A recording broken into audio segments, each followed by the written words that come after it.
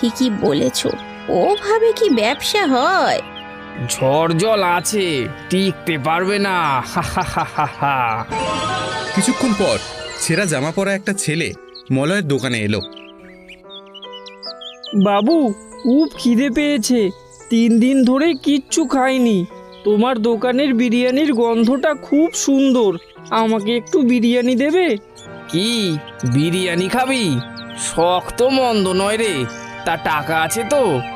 না বাবু, আমার কাছে কোনো টাকা নেই, কিন্তু আমার খুব খিদে পেয়েছে, একটুখানি দাও না। বেরো এখান থেকে, টাকা নেই আবার বিরিয়ানি খেতে এসেছে। যা যা বলছি, এক্ষুনি যদি না যাস তোর মেরে পিঠ ভাঙবো। যত সব ভিখারির দল। ঠিক আছে বাবু, আমি চলে যাচ্ছি।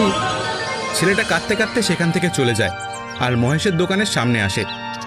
এই ছেলে, কাঁদছিস কেন? 3 দিন ধরে আমি কিচ্ছু খাইনি, আমার খুব খিদে পেয়েছে। আহারে, মুখটা একেবারে শুকিয়ে গেছে।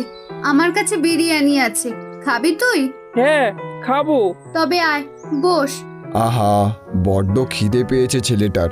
নাও, এই থালায় করে যতটা খেতে চায় ওকে দাও। আস্তে আস্তে খা, আরো লাগলে দেব, কেমন?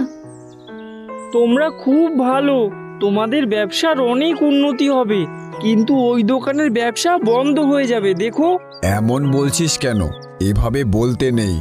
মনের দুঃখেই বলছি, কিন্তু তোমরা সৎ পথে ব্যবসা করো, দেখবে খুব সুখে থাকবে।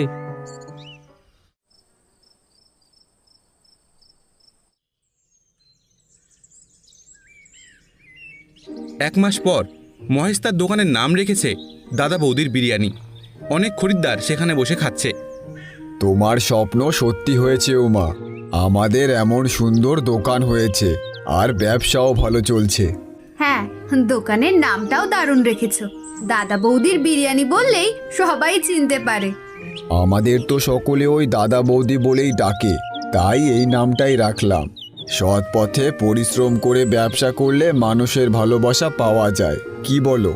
ঠিক বলেছো।